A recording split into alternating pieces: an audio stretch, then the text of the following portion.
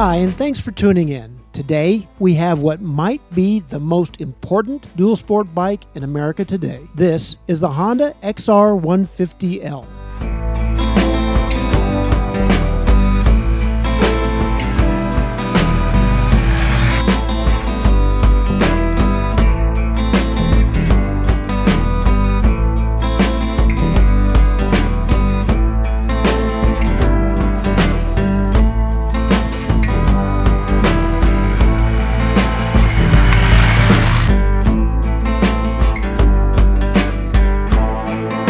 This is a bike that isn't about suspension, power, or really any kind of performance. We've tested other dual sport bikes that truly excel in those areas, but they all sell for around $12,000. The real frontier is price, and that's what makes the Honda XR150L special. It's a legitimate dual sport bike that's approved by every government agency that has a say in the matter, and it sells for $3,099. You could have 4 of them for the price of one Husky dual sport bike. You might have seen other motorcycles that cost less than this, and some of them have all the equipment to look street legal, but most are fake. In order to be legitimate on the street, a bike must be approved by the U.S. Environmental Protection Agency and the Department of Transportation. Some states will issue a license tag for virtually anything, but they leave it to local law enforcement to sort out legitimacy. Very few of the imports from mainland Asia have actually gone through the expensive and time-consuming certification process required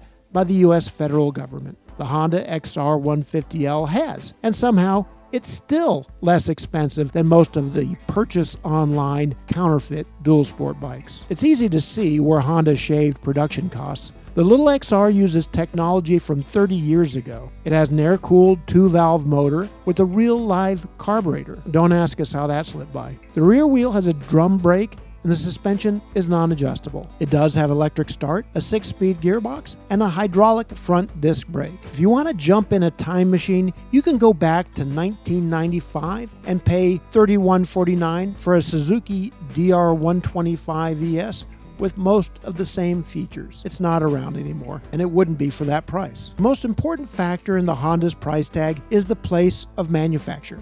It's assembled 1,000 miles south of El Paso at Honda of Mexico. So are a number of Honda's small displacement street bikes and several automobiles. It's still a Honda with all the same checks and balances as anything made in Japan.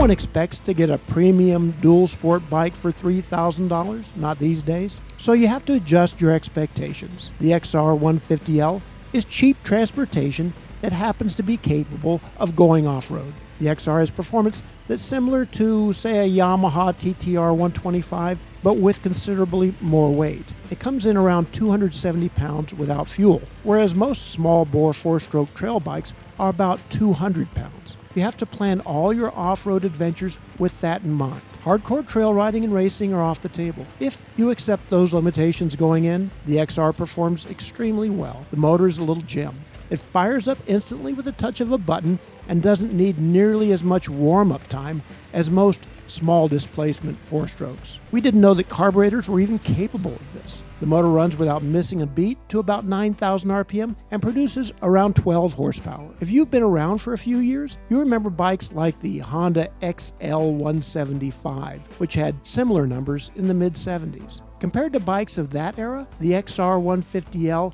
is capable of miracles. It tops out at 70 miles an hour, so it can keep up with highway traffic, and it's a 6-speed, so it has gearing that allows trail riding as long as the hills aren't too steep and the ground isn't too soft. Plus, the bike is truly comfortable. The seat height is an honest 32 inches, even with a thick, cushy seat. So here's what you can do with the XR150L. You can commute to work or school.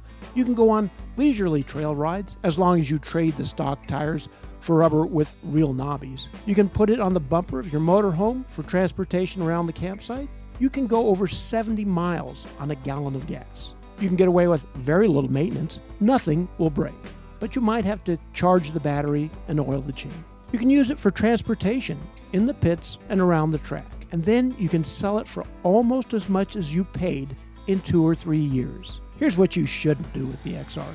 Don't try to keep up with full-time off-road bikes. The weight and ground clearance are the two biggest limitations, followed by suspension and power. Don't go hill climbing. On the flip side, the clutch can deal with a surprising amount of abuse and doesn't fade. Don't go on a motocross track and jump anything. Again, this bike will put up with abuse, but make no mistake, jumping more than a few feet on the XR is abuse. We actually love this bike. It gets thrown into the truck for almost every race and photo shoot. Clearly, you have to measure the XR150L with a different standard. Back in 1973, the editors of Dirtbike pictured a Honda XL175 in a pig pen and made it the brunt of jokes. Today, we would love to have an XL175 back, especially if it sold for the same price it did back then. The XR150L isn't that cheap, but adjusted for inflation, it's close. And in 2024, that's what we need more than longer travel and more horsepower.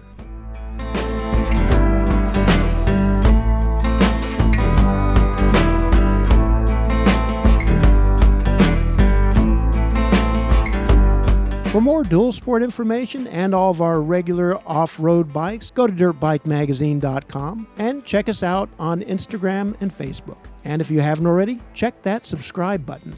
Thanks for watching.